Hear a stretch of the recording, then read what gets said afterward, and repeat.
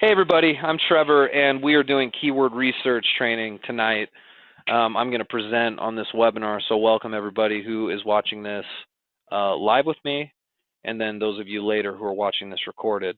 Now in recent weeks I should say, I've gotten a lot of questions about keyword research, and we've got a couple of really good webinars on it that many of you guys have probably seen.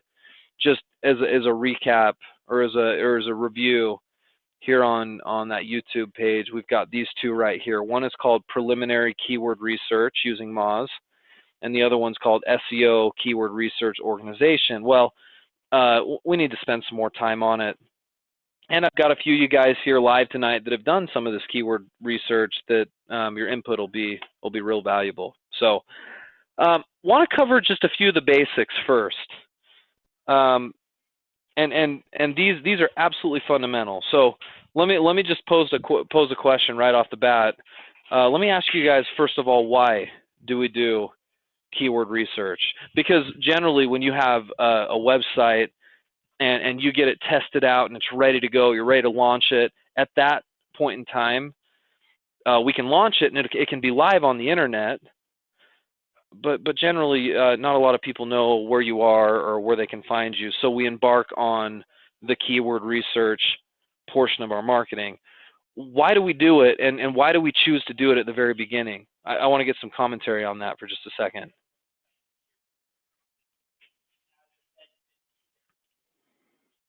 I'm seeing rankings. To get better rankings where? In the search engines, right? Catherine, you said specifically Google.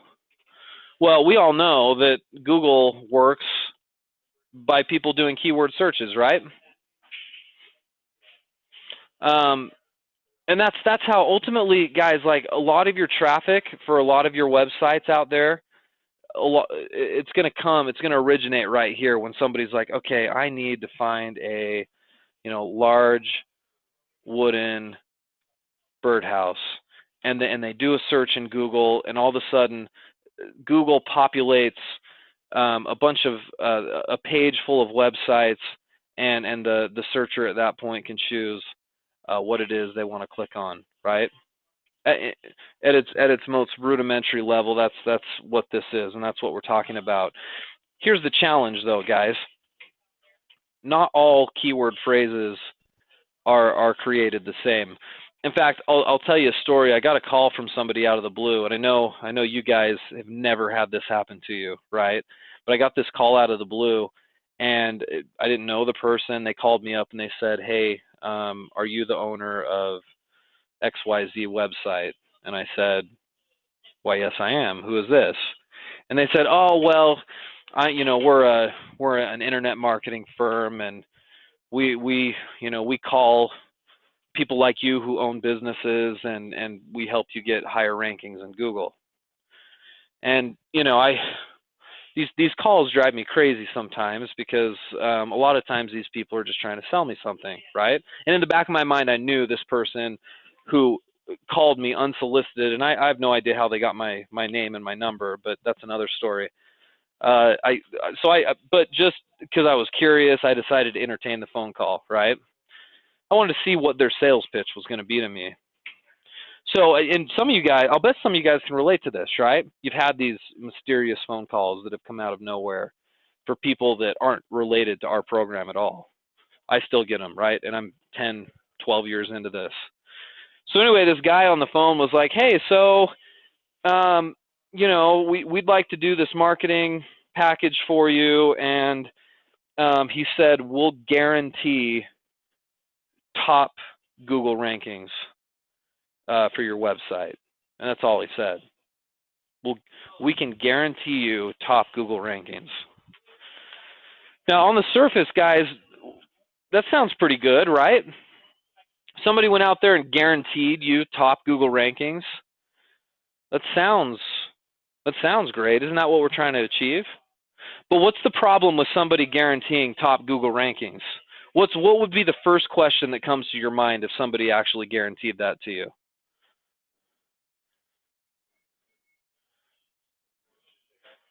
Yeah, first of all, nothing is guaranteed. That I agree with.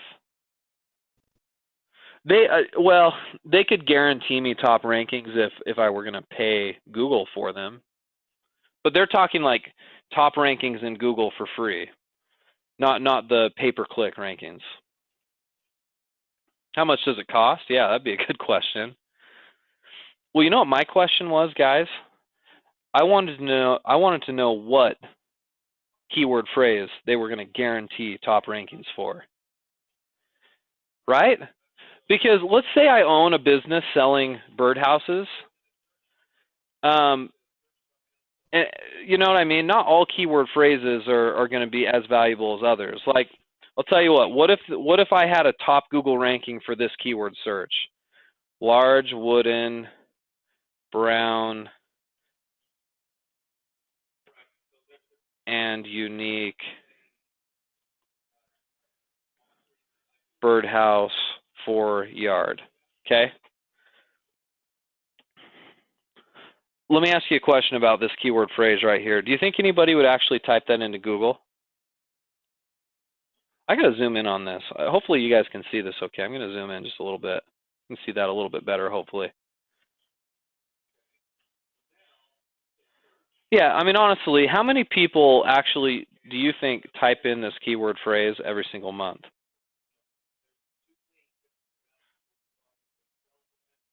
Probably not very many, right? That's pretty specific, right? I bet I'm the only one that's typed in that keyword phrase within like the last year because of how specific that is.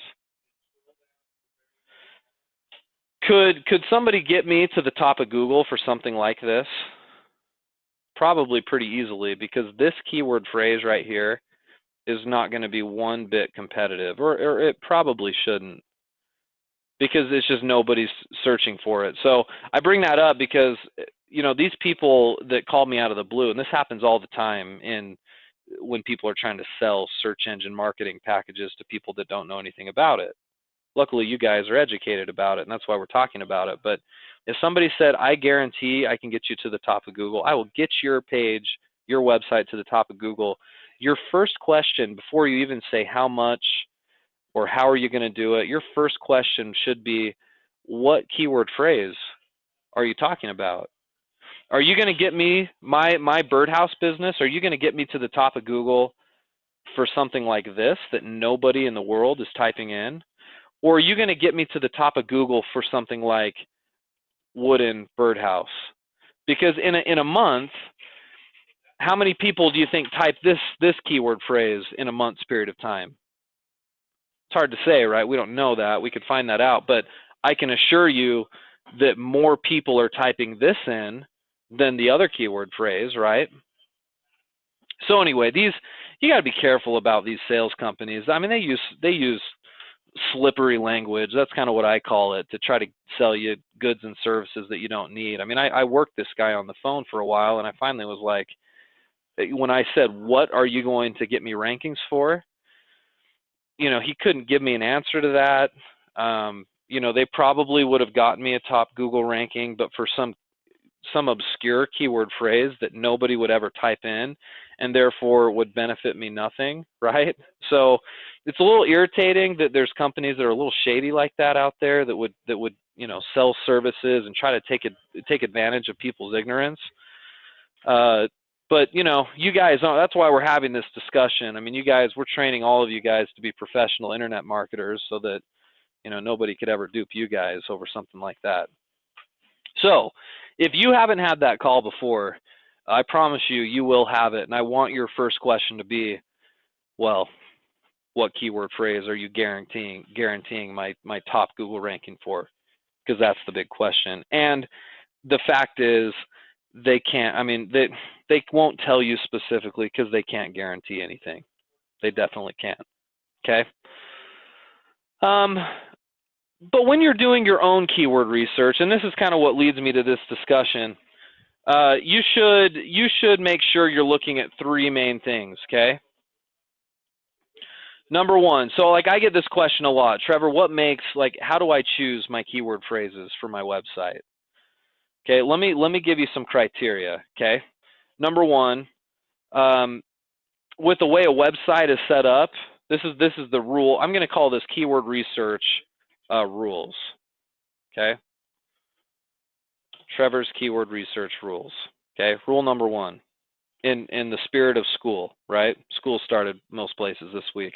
In the spirit of school, here's my research rules. Okay. Number 1, we need to make sure that our keywords are relevant. Okay, so somebody explain to me what I'm talking about there. What do I mean? What do I mean relevant?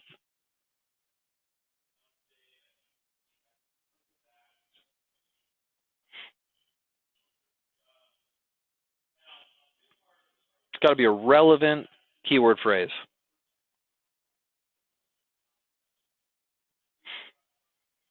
Yeah, exactly. All of you guys are hitting it on the head. It's got to apply directly to what you're selling. So if you're selling, like let's say you have one product on your site, right? And in the spirit of birdhouses, and I don't know why that came into my mind, but that's the example we're going to go with. If you sell only wooden birdhouses, would you want to rank in Google for the word or for the phrase metal birdhouse? That's what I'm saying. Like, would that actually benefit us?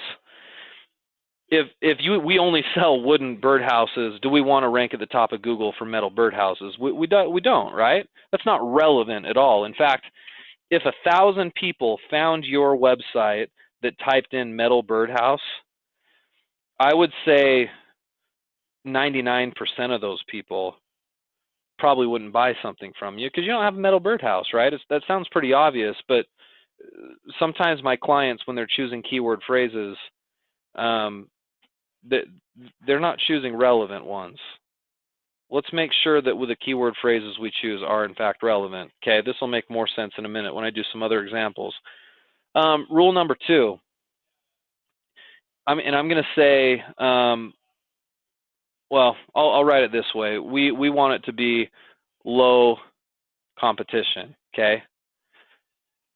Not all keyword phrases are equal in competition. And what I mean by that is I'm going to say, how hard is it to rank for XYZ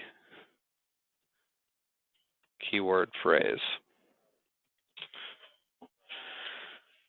So let me ask you guys a question. If on the surface, how hard do you guys think it would be to rank in Google if you had a website selling phones? How hard would it be to rank in Google for the word iPhone? No, that's probably a dumb question, right? Really hard. Yeah, and you can tell too. I mean, all it would take is you going to Google and typing in the word iPhone and doing a search, and you see of the results that come up. So if you type in iPhone into Google, you may not have noticed this, but a lot of times it'll give you these results right here. Oops, let me do that again. There you go. About 1 billion, 1.3 billion results, right? That's how many pages are in Google's index that actually are relevant to the word iPhone. That's going to be a hard keyword phrase to rank for. And we would be really dumb, especially as a new business, to try to target that, because it would be almost impossible for us to break onto the first page, right?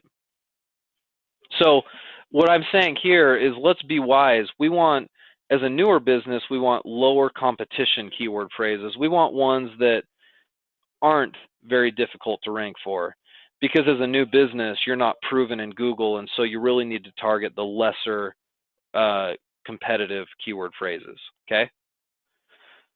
Questions? Is that pretty clear, guys? Questions about that? What would be more relevant, or more relevant's not the right word, more reasonable or more likely would be, maybe you could rank for the word or for the phrase buy white iPhone 4S. Look at the search results for this one. there's 13.3 million results. That's still a lot, but it's not anywhere close to just the word iPhone, right? That right there would be more reasonable. Now, do a lot of people type that in? Well, it's hard to say. We could research that, but maybe not as much as iPhone. But again, it doesn't matter if you don't rank on the first page of Google. It doesn't matter how popular the keyword phrase is. You're not going to get any traffic. Wouldn't you rather at least rank for something so that you can get some traffic? That's the mentality behind how we try to help these smaller, newer websites like your guys's rank in Google. So that leads me to point number 3. Our keyword needs to be, it needs to have, I'm just going to say have demand. Okay, there needs to be people that are actually typing it in. Back to our example we used earlier about that big long birdhouse keyword phrase that I typed in.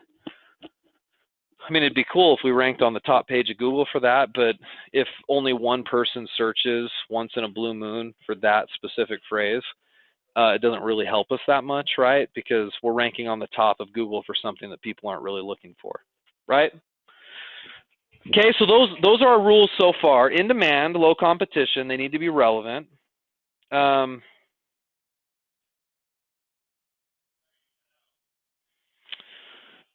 Yeah, Viola, that would be. Hold on, I'm just reading. How do you pronounce that? Spelt flower? Is that what you call it? I guess I'm not even sure what that is.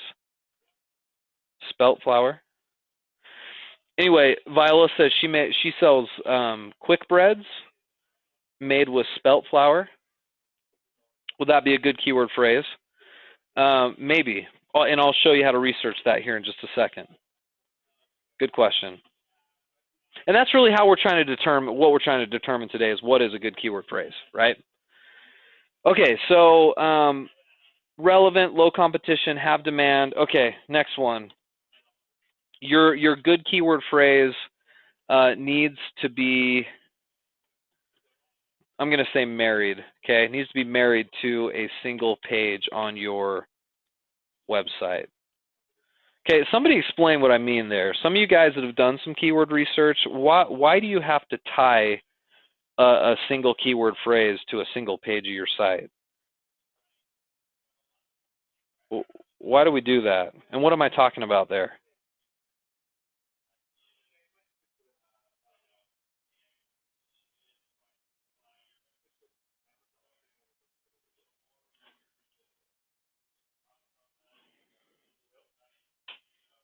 What do you guys think? If you've seen my other presentations, this should make sense to you. And I know some of you guys are doing this the right way.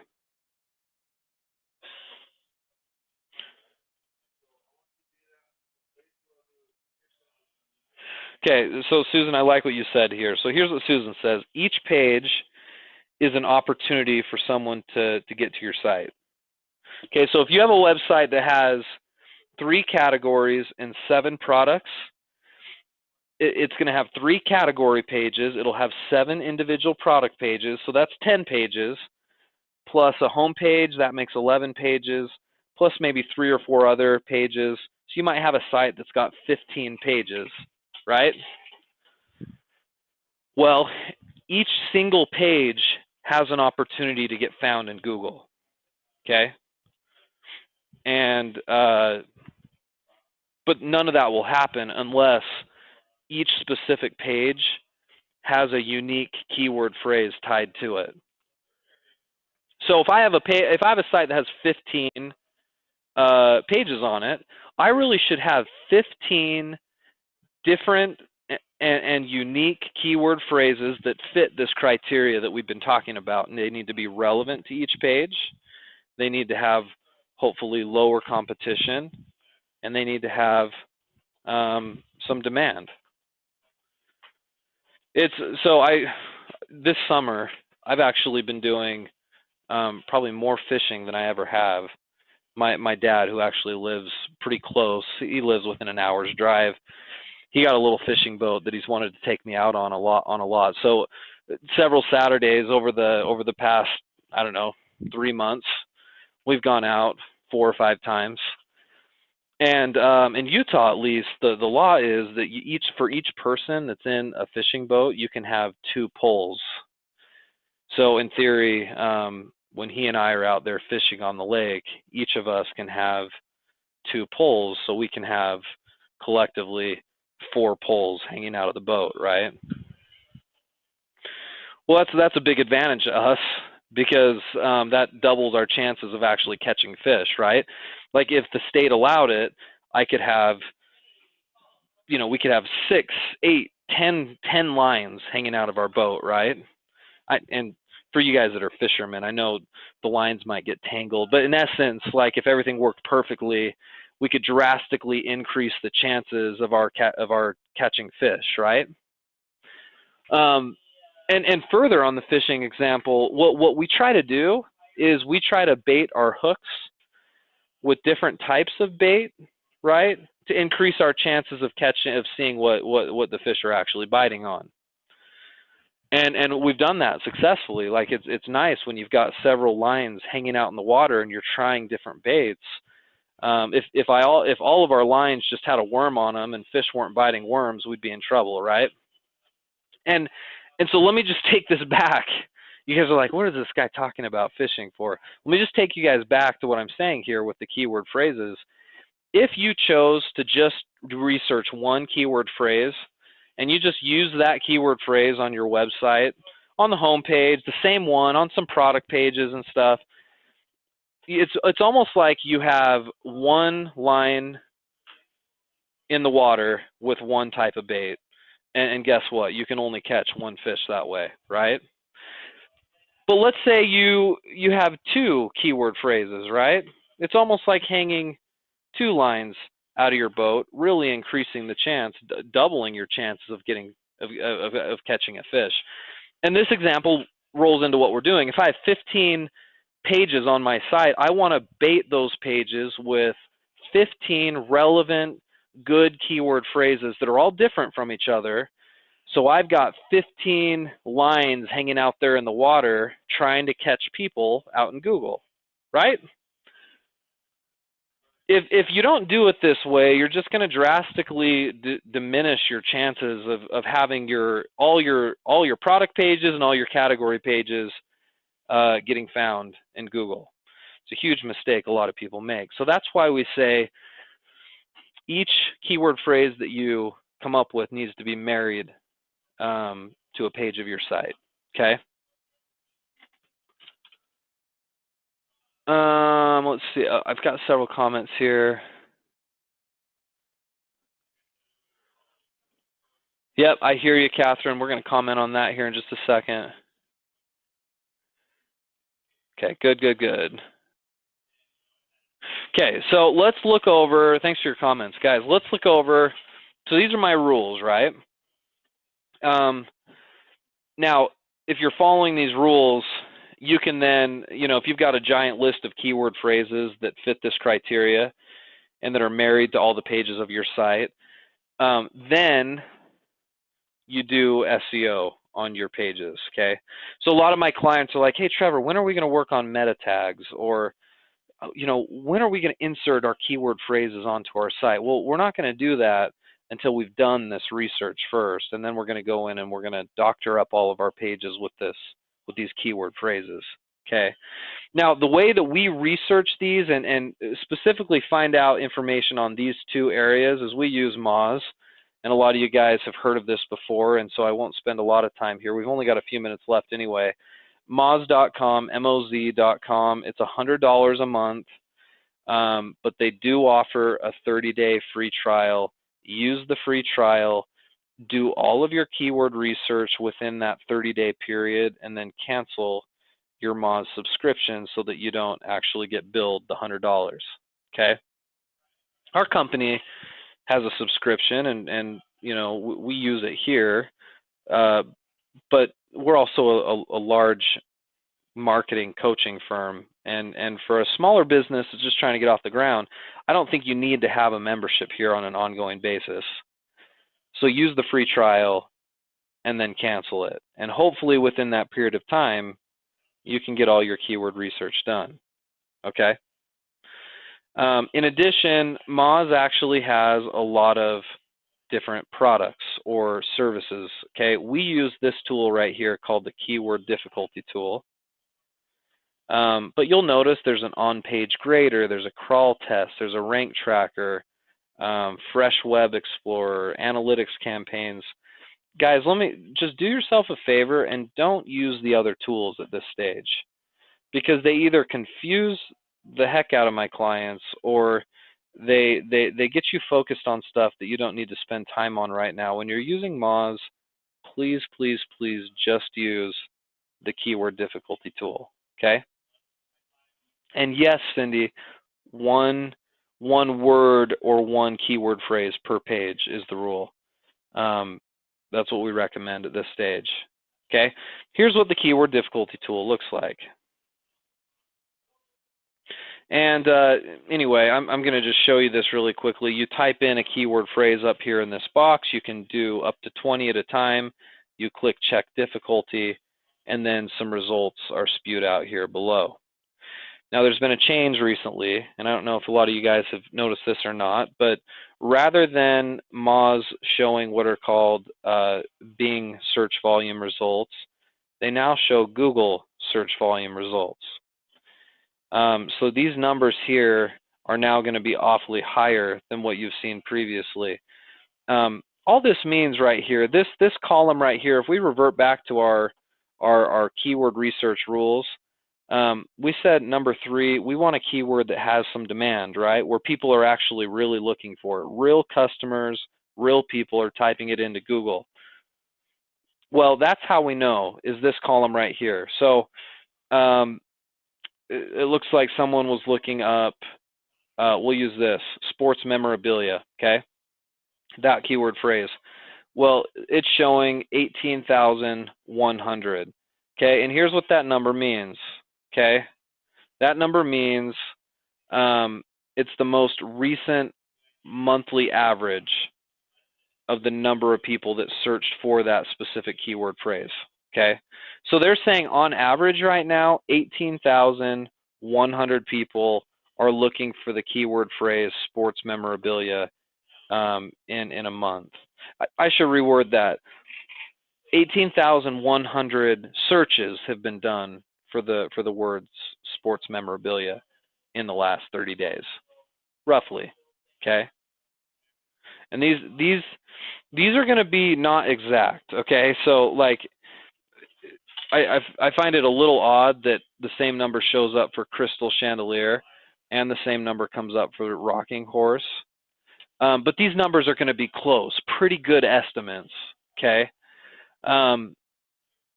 And no, Catherine just asked if she needs to redo her keyword research. No, I mean, the results should still be similar. If the Bing results that you were doing before showed a high number, it's also going to be true here. It's just, instead of showing Bing results, it's just showing Google results, and those results are going to be higher. That's all.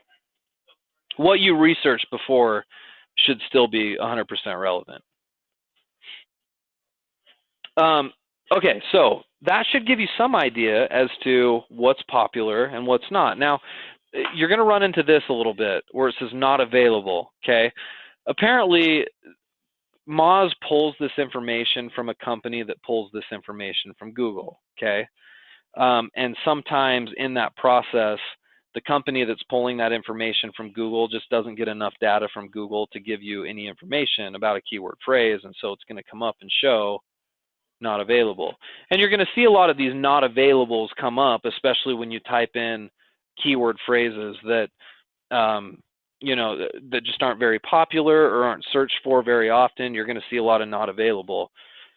That doesn't mean that the keyword phrase is bad, right? So this right here, power and automotive tools, that keyword phrase shows not available. There's probably people that are still typing that in, but relative to other keyword phrases, probably not as many people, if that makes sense, okay? So don't be scared off by not available. I've gotten that question a lot, just like, hey, if I get a 0 in that column or it says not available, does that mean that my keyword phrase isn't very good? Well, no, not at all. But relative to other keyword phrases, it may not be as popular, and that's okay. In a perfect world, all of our keyword phrases would be really, really popular and highly sought after, but we can't have that for the reasons that some of you guys have stated earlier. Do you remember, if we go back to our case here where we want have demand, that's what we've been talking about. So that's that Google volume column. But we also need number 2 here. We need low competition, because it doesn't do us even a bit of good to try to rank for something that's too competitive. Okay, so we used the iPhone example earlier. Let's do that again. I'm just going to type in iPhone right here and check difficulty. Let's see what this actually comes up with.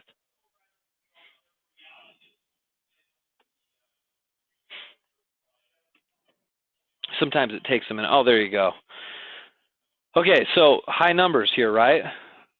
450,000 searches done in Google per month. Okay. 80% difficulty. Okay, so somebody explain what that means. If the percentage is 80%, what does that mean for us intuitively? In terms of how difficult it would be to actually get our website to rank on the top of Google.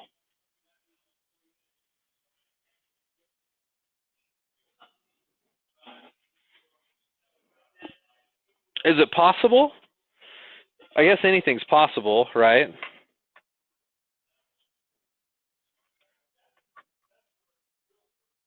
Is it possible to win the 100-yard dash with one leg? Sure, right? I guess it's possible, but pretty unlikely. And that's kind of what I would compare this to. Getting a ranking for something that shows up at 80% for a small business is almost impossible. And that's why we're looking at this right here, because I've seen clients that have come into our program. Occasionally we'll get a client that'll come in that they've actually got a web business already and they're not getting any traffic. So they come to our company and we help them out with that, right? And we find that all the keyword phrases that they're trying to get rankings for have super high percentages here. And that just means that it's it's nearly impossible. Like, they give us this percentage because the competition is just so fierce. I won't go into the intuition behind why or how they come up with these percentages, but just note, at least for today, that the higher percentage keyword phrases are going to be the ones that are going to be harder to rank for. And so the goal for you guys, most of you guys have newer businesses, you should be looking for lower percentage keyword phrases, because then if they're lower, our likelihood of getting onto the top page of Google is actually grounded in reality, okay?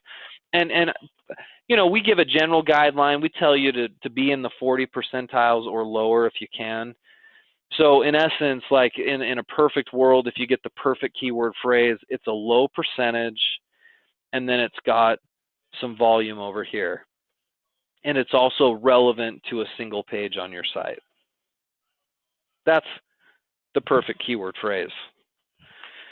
And we'd like to think, as time goes by, as your website gains credibility with Google, that instead of just doing keyword phrases in the 40 percentile or lower, that instead we could go higher than that, because we have that trust with Google. But we don't have that trust yet, and so I think it's virtually impossible with higher percentages. Okay. No, it's not that it's 80% unlikely. 80% corresponds to a scale that they have. I mean, 80% is almost impossible. So, like, the scale that I would give you generally is like 0 to 20% is extremely easy to get a ranking. 20% to, or 21% to,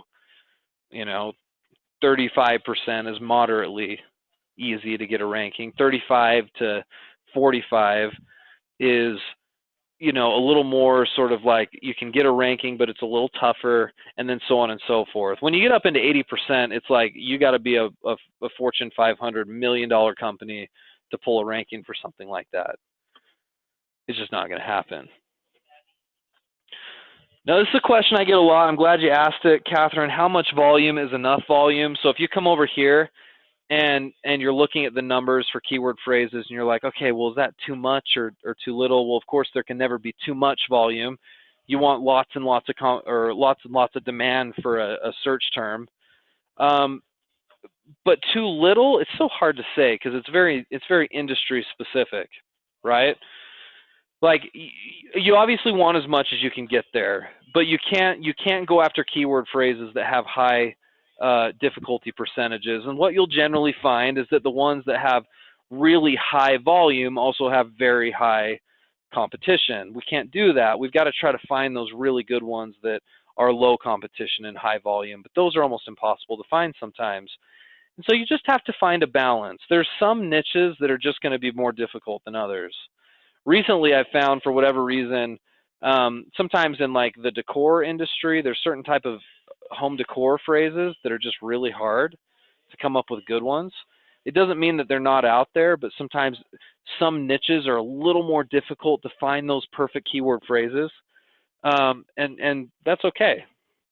You just have to do enough research to find them. So I don't think there's ever one that's too low, really. Like if it's relevant to your page, to your product or your category, and it's not some crazy long keyword phrase that, who's going to type that in, but it's something that somebody may possibly type in, even if it shows unavailable or shows a low score in the volume section, still go with it. You've got nothing to lose, right? You're at the very start of your business. Who knows, in 6 or 7 months, if you've done enough link building and enough marketing, you may be able to go for some of the higher percentage ones. So that's a hard question to answer, Catherine. I'm kind of scooting around it that way, but that's how I would answer it. Just, you got to do your best with whatever your niche is.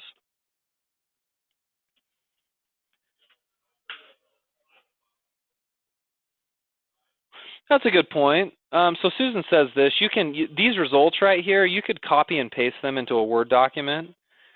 So you could do a ton of searches and then just copy and paste all this information into a Word document and still use it after your trial period ends. That's a great idea. Thanks for sharing that. So you say for some of your products, Catherine, keyword percentage difficulties are 25 to 48%, but volume can be anywhere between 10 to 200. Yeah, and I would say a lot of industries are like that. And 25 to 48%, that's a good region to be in. I can say something around the 25 percentile versus the 48 percentile. The difference in difficulty is huge. I guess the way it works with Moz is for each percentage increase, the difficulty for that percentage increase is far greater than the one previous to that. So it gets incrementally harder and harder and harder as you go up the percentage. So 48 is real tough, but it's we found that it's doable even for a new business with the right type of marketing. But I'd say those are pretty fair numbers. So those are my suggestions on your keyword research, and hopefully this clarifies some of the stuff that we've talked about. We've got to finish this webinar because we're going a little over time, but I hope you guys can see if you're following these rules. Number 4, I probably should have put this as number 1. You need to make sure each page you have on your site has a keyword phrase attached to it. It's back to our fishing analogy. It's like, if you're out there fishing and you don't put any bait on your line and you still cast it into the water, you can't possibly expect to catch a fish, right? And that's what people do. They send out their website onto the internet and they have this expectation that people are just going to start coming in, and they're not. You have to bait your hook, right? You have to bait your web pages with keyword phrases, targeted keyword phrases. That's rule number 1. And then in terms of what phrases do you choose, well, you choose ones that are relevant. You choose ones that have relatively low competition in Moz, and then you check Moz for demand. And if you can generally follow these guidelines, and I know for every page it's not going to always be easy to come up with one. It takes a lot of work, but if you'll do it, you'll benefit. And you may not benefit right away. I've had a few clients that have done some SEO, and they've waited a few weeks and they haven't seen a lot of difference in their traffic. but that's common. It'll take a little bit of time, but over time, it will make a significant difference. Do the work today. You'll benefit tomorrow. Okay. All right. So let's finish up then. Yeah, we've got to cut this thing a little shorter tonight, guys. To answer your question, Cindy, what does SEO mean? That means, in essence, taking, at least in this context, taking all these keywords that you've come up with for your pages, and the SEO part of it is implementing them onto your site. It's the process of actually taking this research and adding it onto your website. Where do you put the keyword phrase? How many times do you put it on a page of your website? What places of your website is Google looking at more heavily than others? SEO is taking this research and adding it to the site, or at least that's one element of SEO. Okay? All right, you guys are great. Hopefully this has been a good review for you guys who are doing keyword research. If you need to go back and amend some of your keyword research, do it. Hopefully this has clarified a few things. We really don't have a lot of time for questions. I'll give you guys just a minute. If there's any lingering questions, I'll take them now, and then we'll finish up.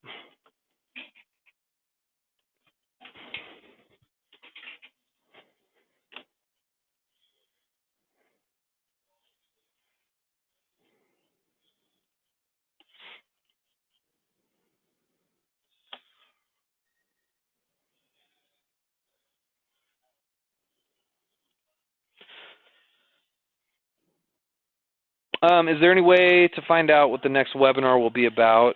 You know, at this stage, there's not. We're working on putting together kind of a schedule for you guys. So those of you guys who you know, need certain things or are good in other areas don't have to come live. I prefer to come live most weeks if you guys are working on marketing, but I don't have a schedule of topics, not at this point. We may roll something out like that real soon. Okay, we'll finish up, guys. If you have any more questions and I'm your coach, contact me. If you've got more questions about marketing and I'm not your coach, come on over on Thursdays and we'll handle them here. And then if you're working with another coach here in the program, contact them if you have any issues or questions with some of the things that we've talked about tonight. Otherwise, we'll see you guys same time, same place next week with more marketing to help you with your websites. Thanks for coming along. We'll see you guys next time.